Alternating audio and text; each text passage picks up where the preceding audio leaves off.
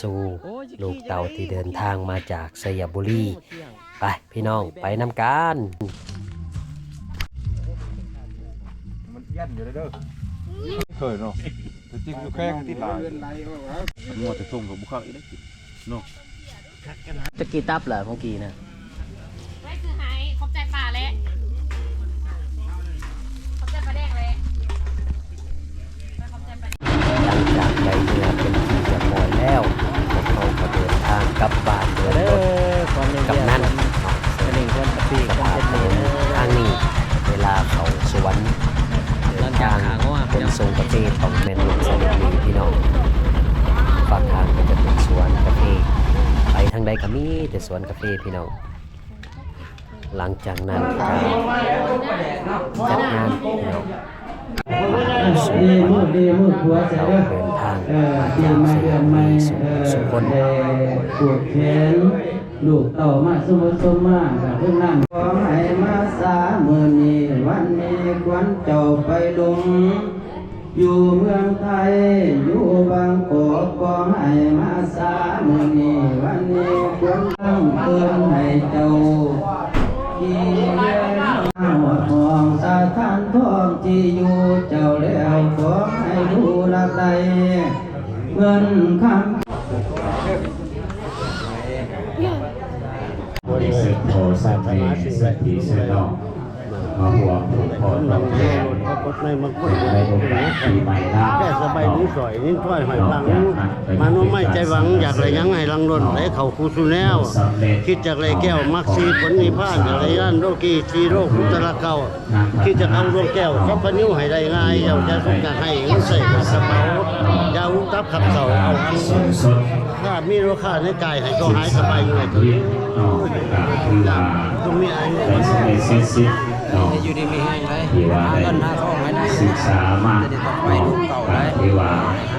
จากโซเวียตนามน้องอันนี้ก็ที่ว่าเป็นผลเธอสิไปอยู่บนเจริญปันได้กระยาน้องแต่การยังโอซิก็กินเป็นปันเกิดขึ้นน้องกินทอดพอกินทอดแม่กินทอดอยากเป็นพี่น้อง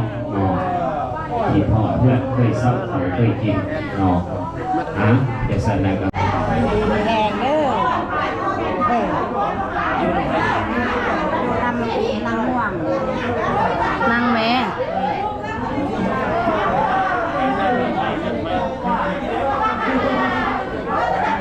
มีแดงได้มันควันยืน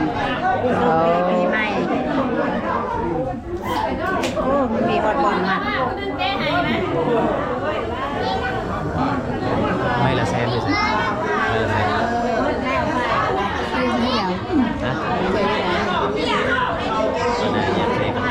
เอาหน่อย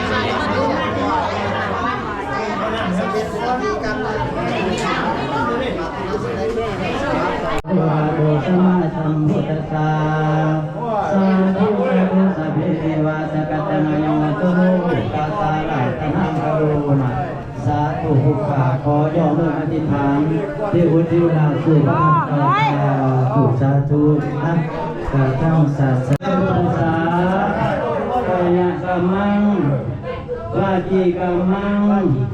มโนตุโมทามิคือตุลสิสวัสดิ์มาเนไม่เปิดเตอไอ้พ่อไอ้แม่ไอ้พ่อลูกของอริกาสาวกุกกุได้หมู่เก่าน้องอันสัพพะมาเดือนใหม่ปีใหม่น้องช่วงปลายปีเก่าตอนหักปีใหม่ให้ปีนี้แห้งสร้างลูกพุทธเกิดน้องบนหน้าไปโผล่ขอให้เป็นไปหมดให้เกินสมมาขอให้คุณวิตามันลาคุณพ่อคุณแม่คุณเฒ่าคุณแก่คุณกินคุณค่ำต้องนั่งขอเสียปะปันยังคุณได้ขึ้นมาข้างนี้ภายหลังที่บ่าวสักจึกและก็สาวโคโนแดงได้สมบัติสมมาพ่อแม่ไอ้น้องป้าลุงทั้งพ่อทั้งแม่แล้วก็ได้กินข้าวกินน้ำสามัคคีภาพกระตัดสีต่อมาเพราะว่าจะได้เดินทางออกจากบ้านเพื่อเดินทางกลับคืนสยบุรี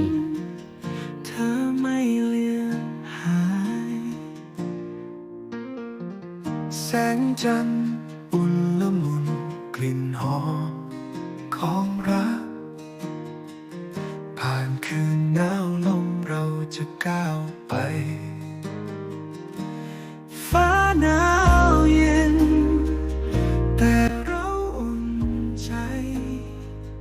รักเรายังอยู่แม้ลมพัดมาฟ้าหนาวเย็นแต่เราไม่หวั่นหากคืนหนาวนี้ด้วยกัน แต่มัน ทุกคนเนาะอันนี้มันวัด